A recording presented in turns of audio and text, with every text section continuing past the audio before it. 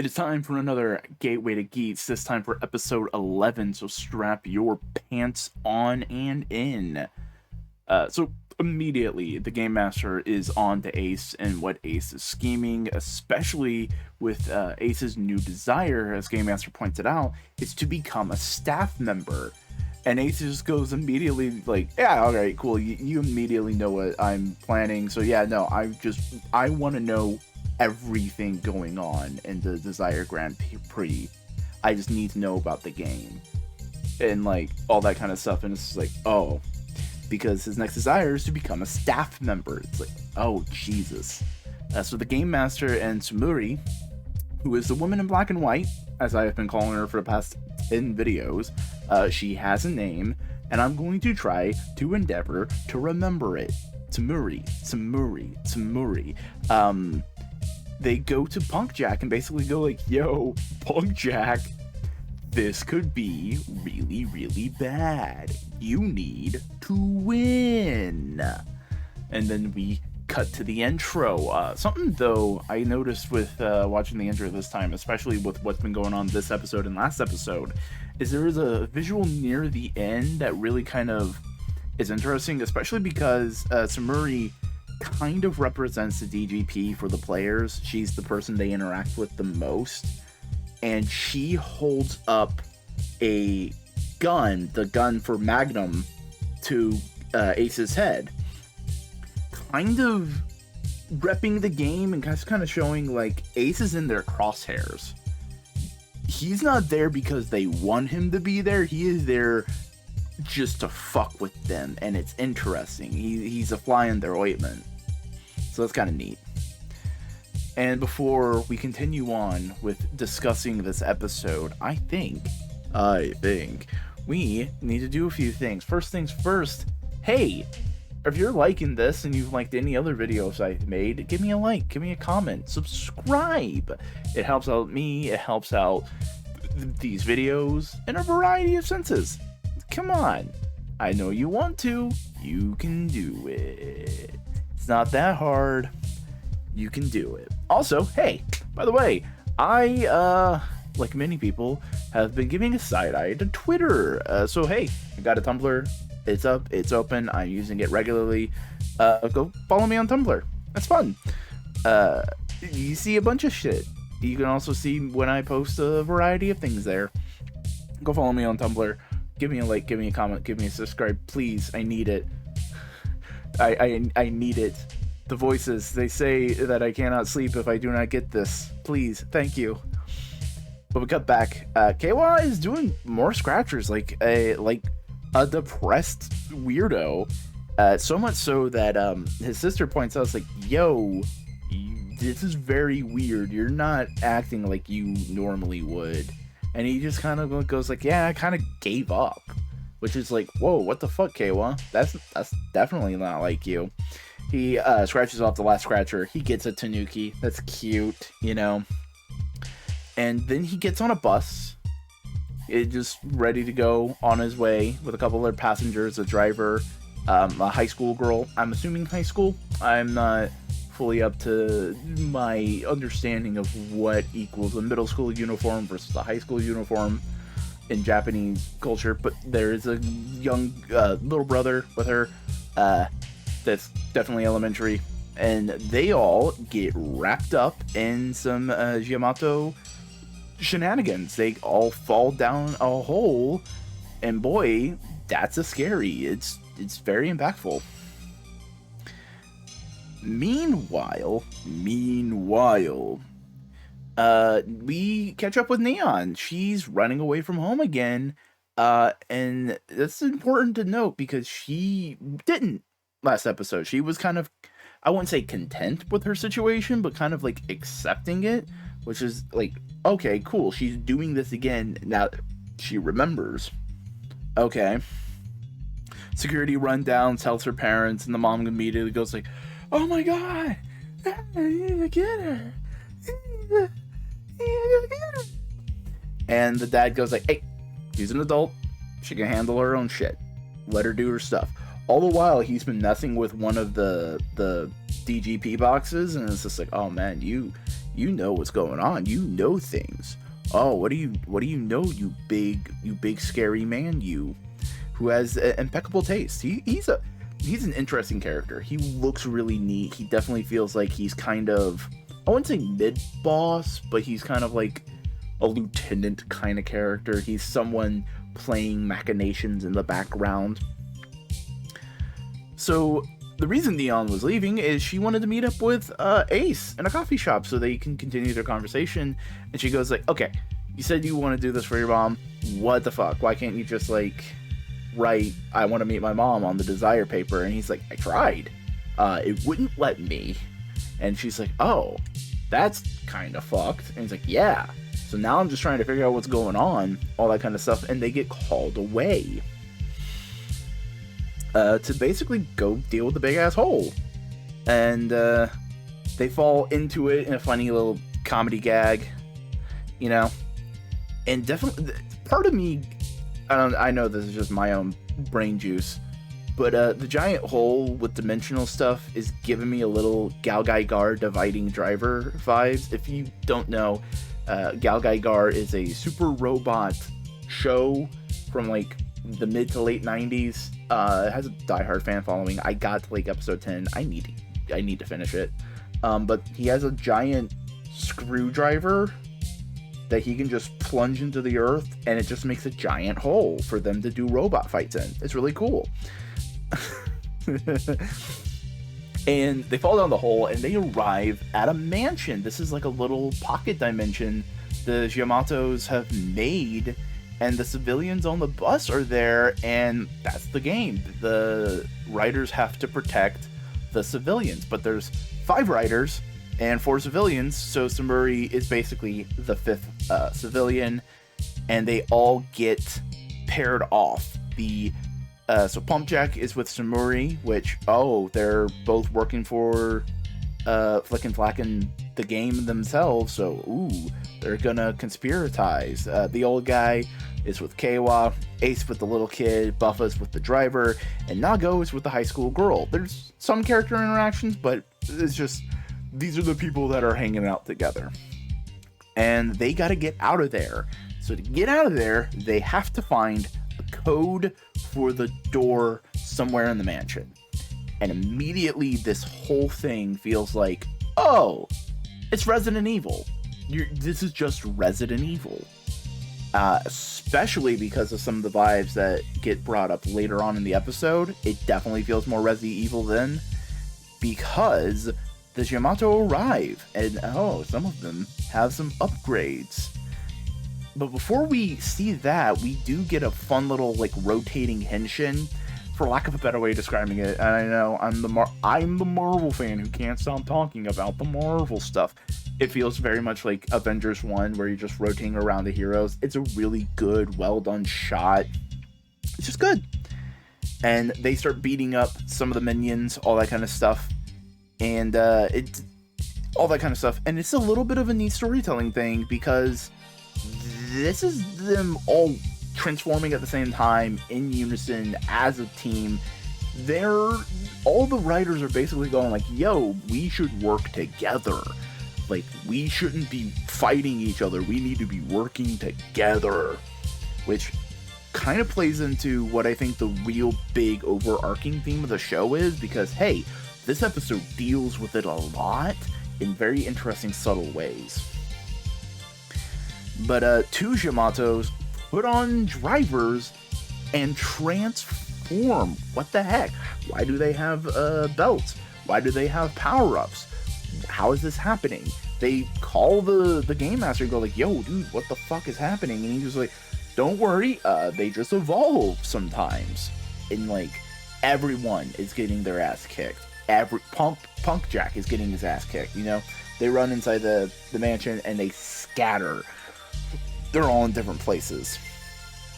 As the game master basically goes like, hey, these guys are super strong. I am dropping a bunch of upgrade stuff for you guys.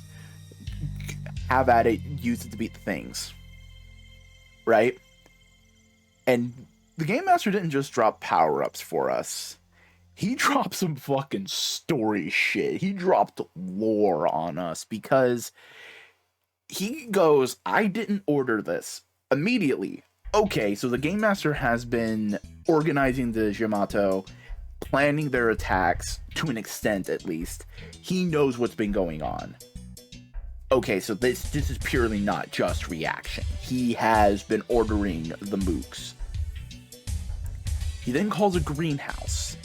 Inside the greenhouse, there's a man basically ignoring the call and caring for the plants inside. And what are those plants? They're baby Yamatos. As the man basically is like just taking care of them and going like, oh, look at my little babies.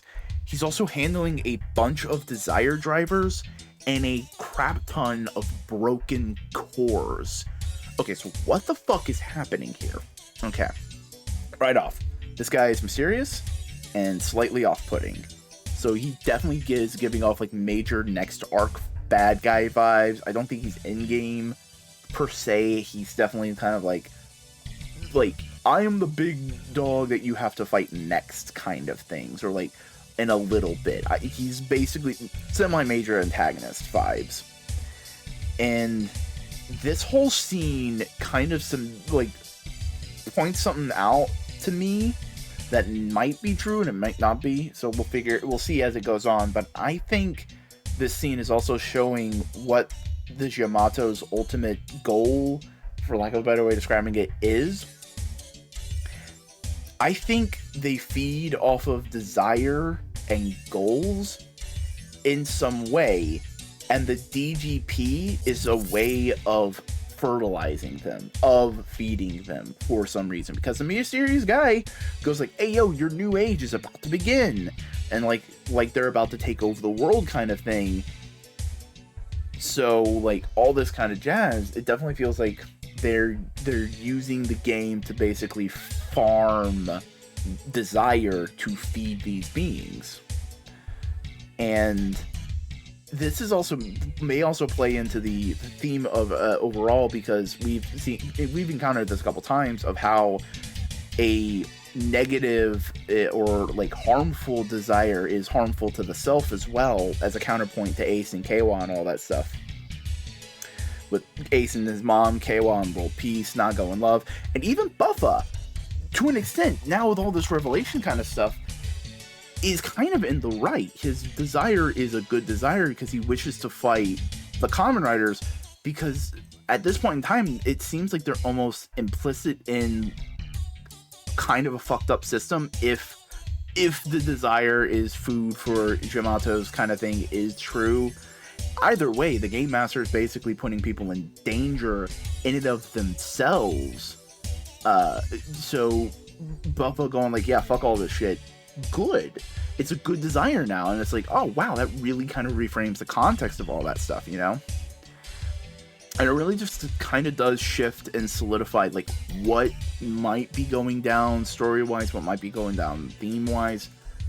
This 1 minute bit of an episode completely changes Geats in an interesting way. I wouldn't say completely change. It's the revelation that thing you've been eating, it's the thing you've been eating. Oh, I thought it was something else. You know, that kind of thing. And this whole thing is also giving the World Ends With You vibes, because it's one of my favorite games, but in that it's a death game, but it always feels like there's a grander scheme that the players aren't aware of, like there's something bigger going on. But hey, we can't dwell on this much longer. We gotta get back to Resident Evil. And yeah, no, this whole arc is basically Resident Evil. They are in a mansion being chased by a bunch of things that want to kill them. And we see Ace and Neon agree to basically check on Neon's dad, as basically she goes like, my dad's being suspicious. And he goes like, all right, cool, we can check that in.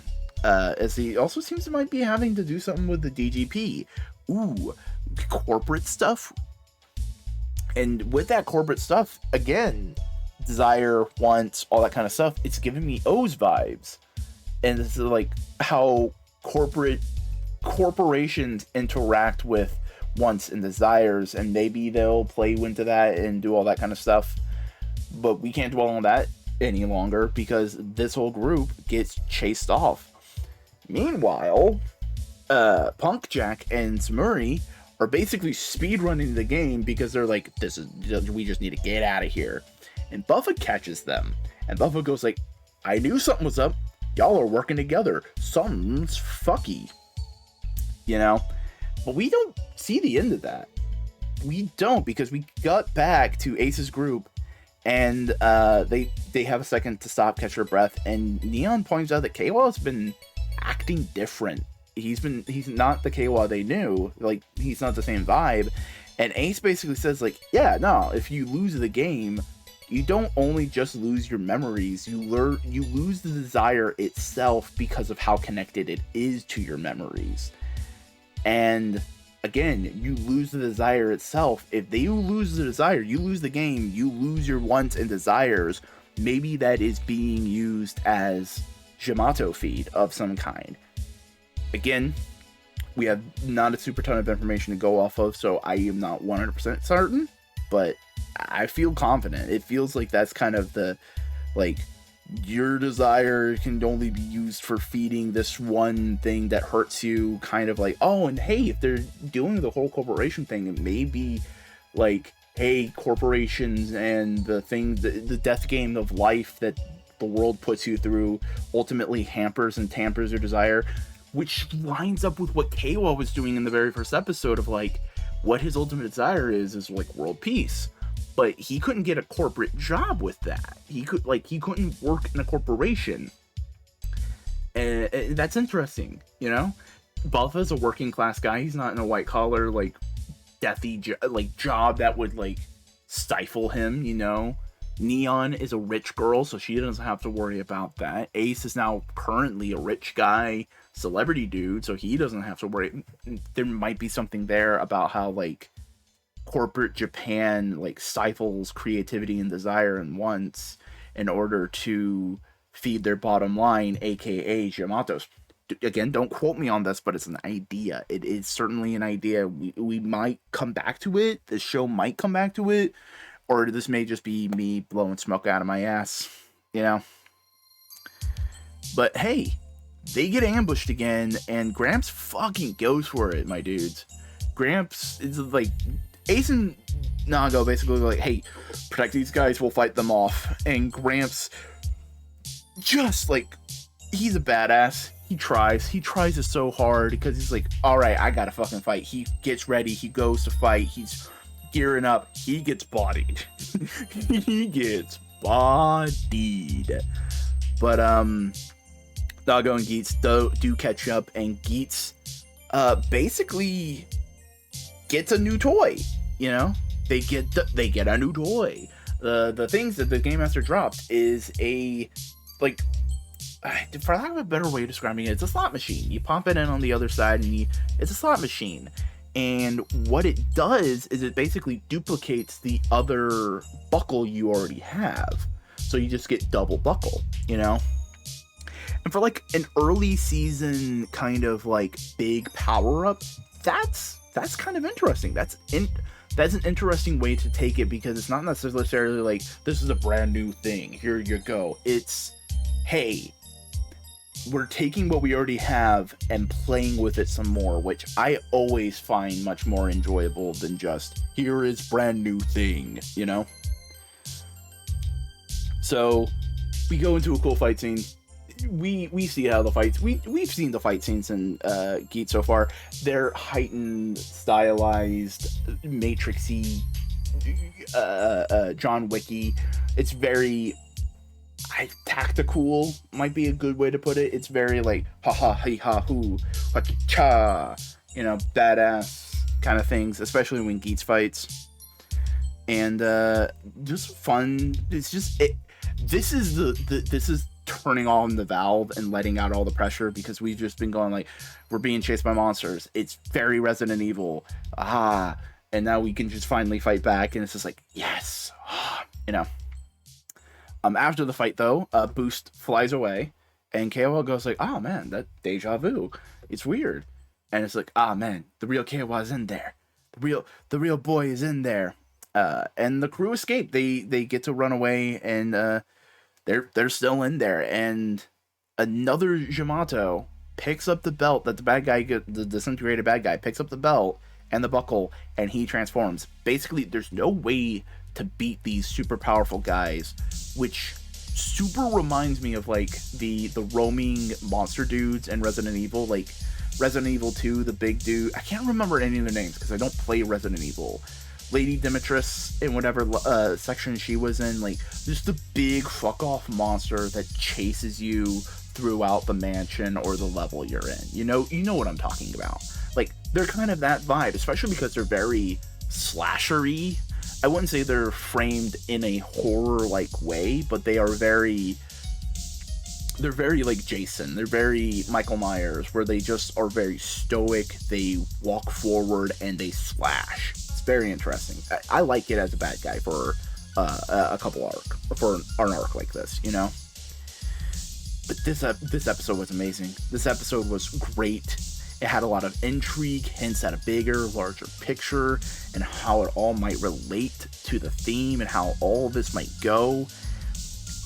And I think this might refine the theme a little bit, because ultimately I think it's less of like, oh, what, just general desire and all that stuff. I think it's more of like desire and how it affects other people.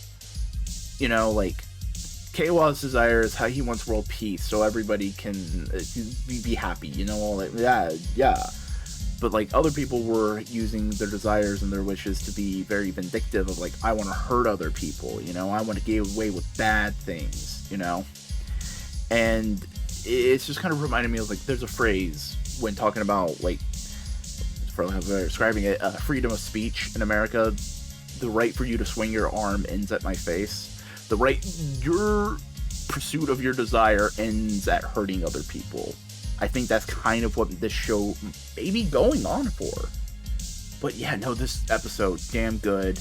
But hey, that's not it. We gotta talk about some comments from last time. The main comment we gotta talk about is from the Vacuuminator. Oh man, I wonder who that guy is.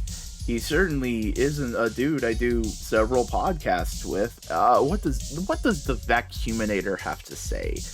I think Geats saying Neon might be better off without knowing about things was more of a, I think she'll be okay, but that's not for me, unless now that's how I want to live life kind of thing. You're correct, Vac, because either I did not explain myself in my previous video, or I definitely misspoke. I'm not sure. When I kind of described that whole scene, I meant it much more of like, it's better for her to be in ignorance, as she does not have the strength to know the truth. But seeing as I have the strength, I am much happier knowing the truth. And that's kind of what I was trying to get at, and I hope that makes sense. But yeah, that's it for this episode of Gateway to Geats, and this episode of Kamen Rider Geats. I hope you like, comment, and subscribe so you can see more of this and other videos that are coming. I swear to God, they're coming. But hey, till next time, everybody.